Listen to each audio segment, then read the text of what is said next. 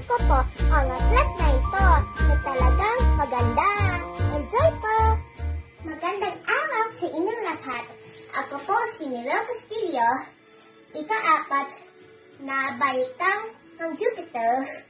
Ang napili kong na kwento ay ang alamat ng Pilipinas. Isinulat ni Maria Odulio de Guzman at nanggaling sa Batang Matelino na aklat. Unang panahon, wala pang tinatawag na bansang Pilipinas, pero noon lamang na maliliit na pulo. Noong hindi pa ito bahagi ng mundo, may nakatira rito isang higante.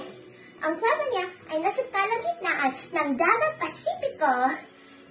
At kasama niya ay ninirahan niya ang tatlong niyang anak ay sina Minda, Los at Bisaya. Isang araw, kinailangan umalis ng higante at iniwan ang mga anak.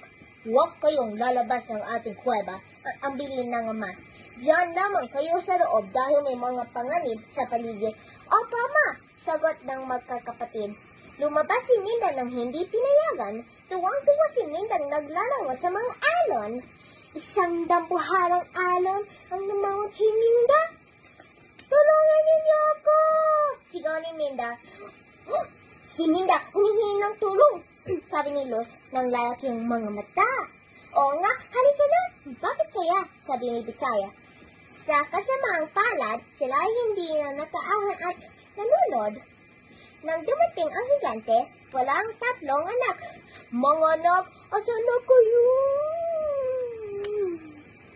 At sa pagod at lungkot ay nakatulog na ang higante. Kinusot niya ang mga mata. Tumayo at tinig na mabuti. Saan going ang tatlong pulong ito? Ang tatlong pulo ito, sina Luz, Bisaya at Minda ito. Mula noon, tinawag niyang Luzon, Visayas at Mindanao ang tatlong pulo. Dito na mula ang bansa Pilipinas.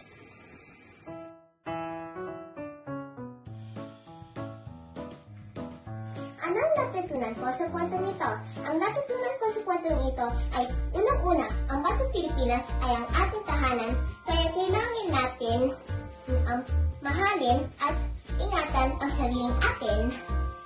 Pangalawa, kailangan tayo makinig sa mga magulang natin, lalo na kung ito sa ang kaligtasan natin. At balang araw, sasali ako sa Miss Universe